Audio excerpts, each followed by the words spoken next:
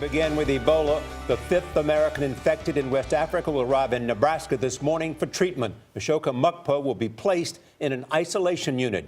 He got the disease while working as a news cameraman in Liberia. Meanwhile, the Ebola patient in a Dallas hospital is in dire shape. Health officials are keeping track of anyone Thomas Eric Duncan made contact with.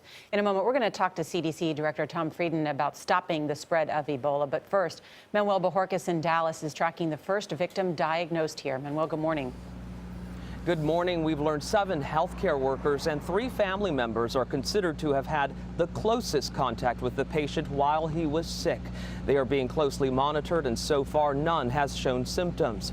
Duncan has been in an isolation unit here at Texas Health Presbyterian Hospital for a full week now, but his condition has gone from serious to critical.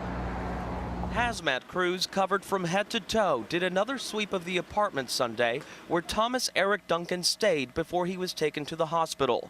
Doctors so far have not used experimental treatments on Duncan. When asked, Thomas Frieden, director of the Centers for Disease Control and Prevention, said there's a reason. The medication you mentioned can be quite difficult for patients to take and may transiently worsen their conditions. Efforts to isolate potential new cases continue. Health workers are checking on nearly 50 people who may have had contact with Duncan. Authorities put out an alert yesterday when they couldn't locate Michael Lively, a homeless man considered a low-risk contact. He was the patient in this ambulance immediately after Duncan, but within hours they found him. It was yet another challenge for officials trying to prove their efforts are working.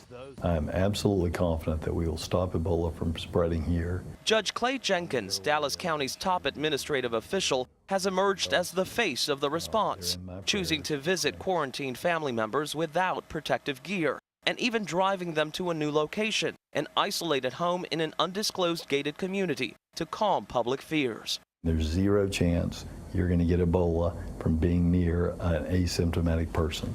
He acknowledged there have been missteps, including the hospital's initial release of Duncan when he first showed up with symptoms. Mistakes were made. The hospital's been very forthright that they made mistakes. Were people really prepared for this? The county had a protocol in place that unfortunately was not followed.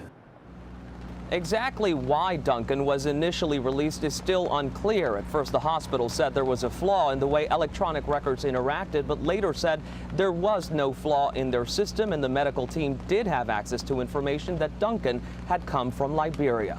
Charlie?